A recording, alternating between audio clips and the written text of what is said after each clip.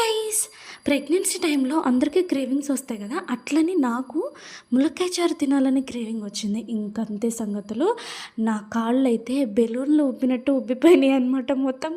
అంటే ఏదన్నా తినాలనుకున్నప్పుడు తినకపోతే అట్లా కాళ్ళు వాస్తాయి అంటారు కదా, అట్లా అని చెప్తున్నాను. అయితే ములక్కాయ చారేగా తినేయొచ్చుగా అనుకుంటారేమో, కానీ ములక్కాయ చారు కూడా ఒక స్పెషాలిటీ ఉంది. అది ఓన్లీ మా చిన్నమ్మ చేస్తేనే తింటా అనమాట. అంత టేస్ట్ ఉండదు, ఇంకెవ్వరు చేసినా కూడా అసలు ఆ టేస్టే రాదు. ఏమేసి చేస్తుందో, ఏ మంత్రం ఇస్తుందో తెలియదు, కానీ ములక్కాయ చారు మాత్రం భలే ఉంటుంది అనుకోండి. మా చిన్నమ్మ వాళ్ళ ఇంటికి మేము ఎప్పుడు వెళ్ళినా అస్సలు మిస్ అవ్వకుండా మేము వండించుకునేది ఏంటంటే ఈ ములక్కాయ చారే.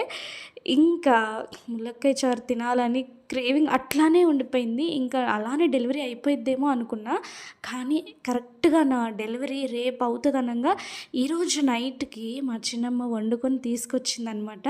అప్పుడే వాళ్ళు హైదరాబాద్ నుంచి వచ్చారు జగ్గేపేట, నన్ను చూడడానికి వచ్చింది. ఇంకా సడన్గా నన్ను హాస్పిటల్లో అడ్మిట్ చేశారు. అందుకని ఇంకా నెక్స్ట్ డెలివరీ అయితే మనకేం పెట్టరు కదా, అందుకని ముందు రోజు నైటే ములక్కాయ చారు చేసుకొని తీసుకొచ్చింది.